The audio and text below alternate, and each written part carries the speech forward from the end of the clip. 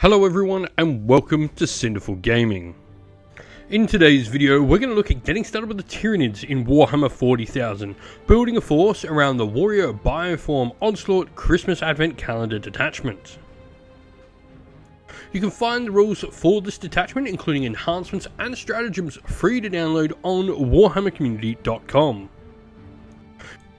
Today's video is sponsored by Gap Games, a fantastic miniature wargaming store in Queensland, Australia. They stock a wide variety of miniature wargames from all things Games Workshop to some of my personal favourites, Conquest, The Last Argument of Kings, and all things Modifius wargames as well. Use our affiliate code in the link below to help support both this fantastic store and the channel as well. And so, to begin with building this force, one might expect the Winged Tyranid Prime. Now, this is a pretty solid Tyranid character. It's not a monster, it's like a heavy hitting infantry character. 12-inch move by itself, which does have the fly keyword to go there as well. If it joins particular units, obviously can make really good use of this. Depending on what it joins though, might not get the most out of it, especially in this particular detachment. It's toughness 5, a 4+ save, 6 wounds there as well. And it only does have a melee weapon, no other additional upgrades or anything like that, but they are 6 attacks, hitting on 2s with strength 6, -1 AP and damage 2. Now, the model has Deep Strike as well, which does help obviously with the fly and some of the units you can join, but not the Tyranid warriors that we're going to be looking in this. You've got the Alpha Warrior ability though, which is going to pass on sustain hits 1 to the unit it joins. And this Death Blow ability means it has the potential 50% of the time to fight when it is taken down. Now, as I mentioned, it can join other units, and the other unit it's really not going to get the use out of here is the Gargoyles, but it can also join both versions of Tyranid warriors, be they with melee or ranged bioweapons. The other character model we're actually going to have a look at is the Neurotyrant. Now, this might seem odd at first, but there is an enhancement that allows a Neurotyrant to join one of your units of Tyranid warriors. So this is definitely something we can look to add to our force to give us another sort of alternative character model. Now, the Neurotyrant itself is a sort of lighter version of the Tyranid Tyrant. It has toughness 8 with 9 wounds, a 4-up save with a 4-up invulnerable save there as well. There's a nice decent shooting attack. The Psychic Scream, which ignores Covenant, is a torrent weapon and psychic weapon. 2d6 shots at 18-inch range, meaning they auto hit thanks to torrent. Strength 5 -1 AP damage 2 is not too shabby. It can really spike high and do some decent damage. In combat, it's got a few attacks, nothing too great to write home about though. The big thing here is its Node Lash, first of all, where it can allow you to boost up your battle shock tests around. The Psychic Terror as well means it can help you when you use Shadow in the Warp, your Tyranid faction ability. And the Neuroloids can allow you to have other units in Synapse range, though with the amount of warriors we're going to be fielding in this list, that's not necessarily going to be the most useful one, but it is something it has that it can bring to the force in case you want to bring some, I guess, troops to sort of hold objectives and things like gaunts and all that sort of stuff. The first of the Tyranid warrior units we are going to talk about are the Tyranid warriors with melee bioweapons. Now, they don't have any additional upgrades to them, they are just going to be armed with Tyranid warrior claws and talons. They have the Twin Lynx rule on these, meaning they can reroll wounds, which is nice when you've got 6 attacks, hitting on 3s, strength 5 -2 AP and damage 1.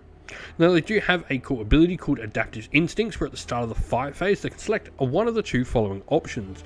Until the end of the phase, each time a model in this unit makes an attack, they can reroll hit rolls of 1, or Bioregeneration allows them to reroll saving rolls of 1, allowing you to use this unit offensively or defensively depending on what you need it to do.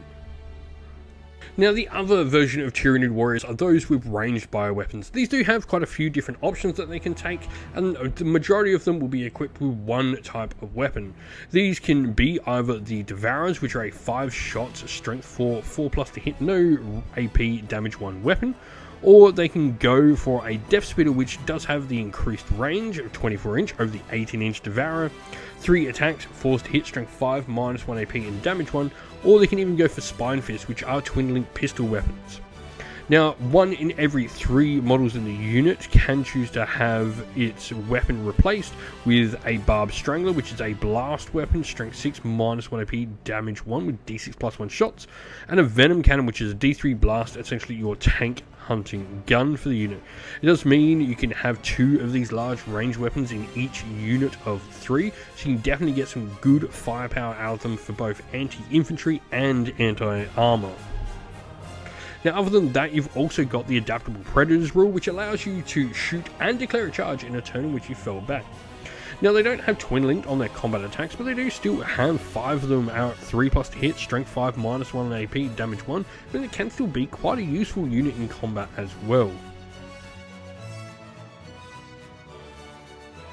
Now our list today will also be playing with the Warrior Bioform Onslaught Detachment that we've got for Christmas, and Leader Beast is the first of these rules where Tyranid Warriors and Winged Tyranid Prime units from your army have a 5+ invulnerable, making those units we've already talked about even better.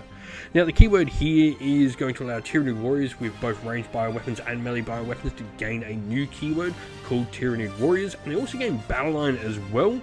And while a unit is not battle shock, Tyranid Warrior models in a unit that have an objective capture control of 3 instead of their usual. And so, to begin with, for characters, first of all, our Warlord is going to be our Neurotyrant. We're taking the enhancement of Synaptic Tyrant, which is the one that just allows this model to join a unit of Tyranid Warriors. We then have the first of 2 Tyranid Warrior Primes, and this one has the enhancement of the Ocular Adaptation. What this does is, each time a model in the bearer's unit makes an attack, you can add 1 to the hit roll. And then we also have another Winged Tyranid Prime with the enhancement Elevated Might, which means the bearer's unit is eligible to declare a charge in a turn in which it advanced. Generally, I'd be putting the one with Ocular Adaptation in our shooting units to make them better, and then Elevated Might would be going in one of our combat units. Speaking of units, we move into Battle Line, and first of all we have a unit of Tyranid Warriors with melee bioweapons with 3 models in the unit, and then 2 units of Tyranid Warriors with melee bioweapons with 6 models in the units each. Moving on to more Battle Line, we have 3 units of Tyranid Warriors with ranged bioweapons. 2 of these units have 6 models in them, and 1 of them has 3.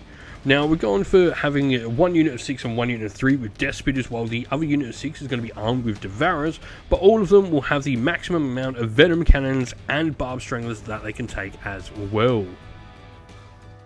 We hope that you found this video helpful in getting you started with Warhammer 40,000, and that it was able to give you some ideas and inspiration to start your own force in the game. If you have any further questions, please comment down below, and while you're there, don't forget to drop a like, subscribe, and join our Discord server to check out all of our future Warhammer 40,000 content.